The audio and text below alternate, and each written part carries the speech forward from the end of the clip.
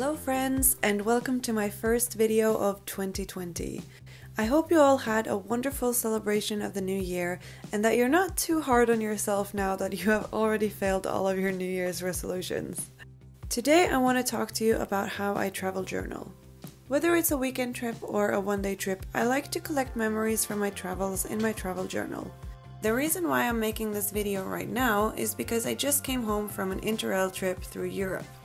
An Interrail pass lets you take most trains in Europe within a limited time, so basically it's an all-you-can-ride pass.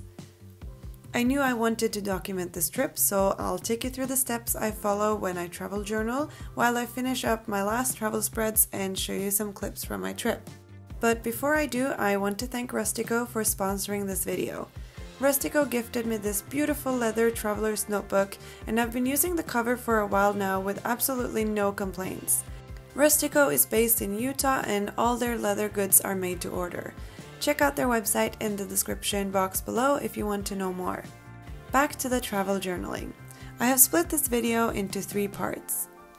Step 1. Before the journey.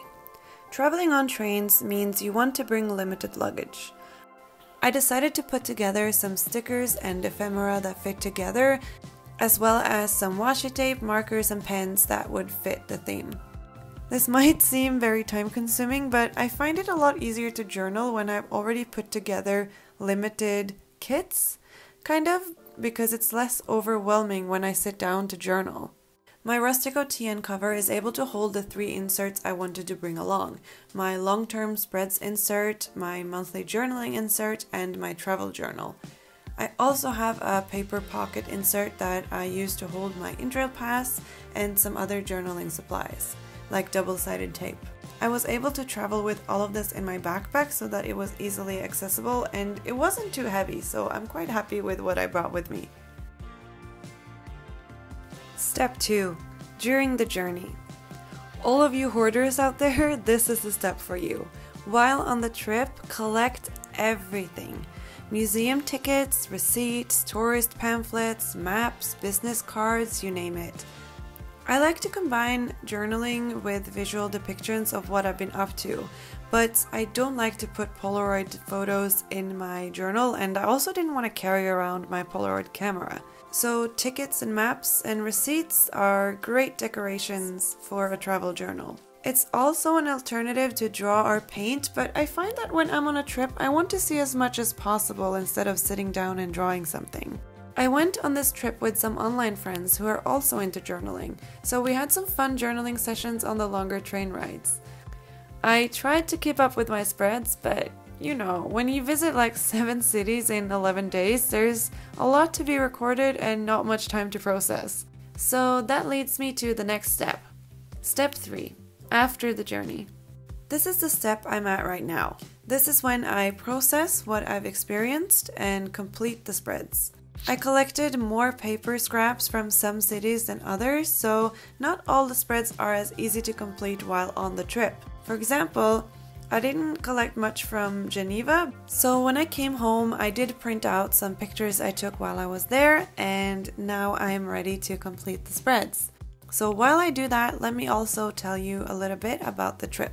I'm not going to pretend that the trip was perfect, because we did have our fair share of obstacles on the way, but overall it was really fun. I flew from Oslo to Munich on my own, where I met up with my friends, and we got on a train to Füssen, a beautiful little village by the Alps. We went there to see the Bavarian castles, which names I will not even attempt to pronounce in this video out of fear that my German friends will ridicule me.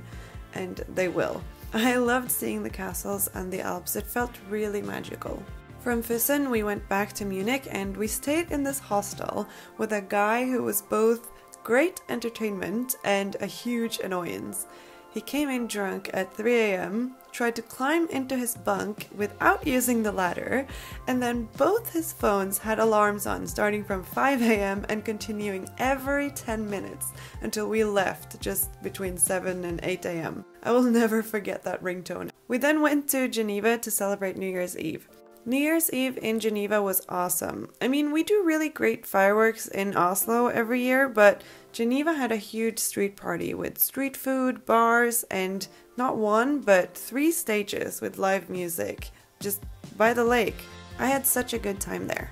On January 1st, we took trains up to Brussels, which is the city I will name the highlight of this whole trip. Brussels was really cool and so rich in history.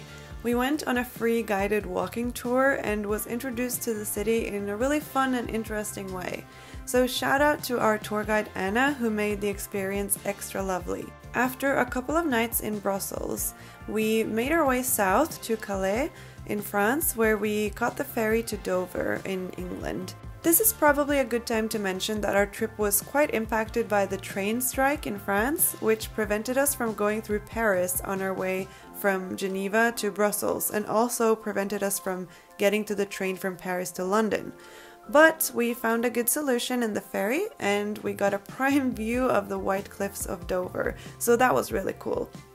Another shout out to taxi driver Tony, who got us safely from the port to the train and from the train to the ferry a couple of days later. I can't believe we found the same taxi driver both times. We spent a couple of nights in London and we made sure to visit lots of big bookstores, vegan restaurants and cute coffee shops. I also did some stationery shopping and may or may not have come home with a bit more than I expected. So this is kind of when things really started falling apart, as delayed trains led us to not making it to the right ferry, which in turn led us to being stuck in Calais because the evening trains had been cancelled due to the strike. So there was no way for us to get out of that town. But we made the best of it and got a lovely evening stroll on the beach and a nice visit to a pub, so it worked out fine. Now, after a strange night in a strange hotel in Calais, we made our way to Nuremberg, the final destination of our trip. One of my friends lived there, so we stayed at her apartment and got prime tourist tips for the city.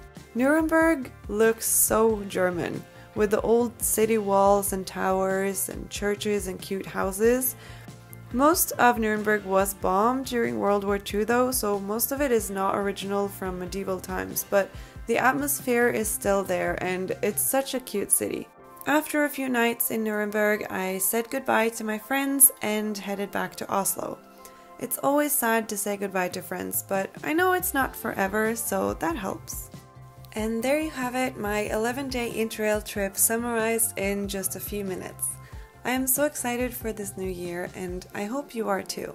I'll be really happy if you want to subscribe to my channel and I hope to see you all in my next video.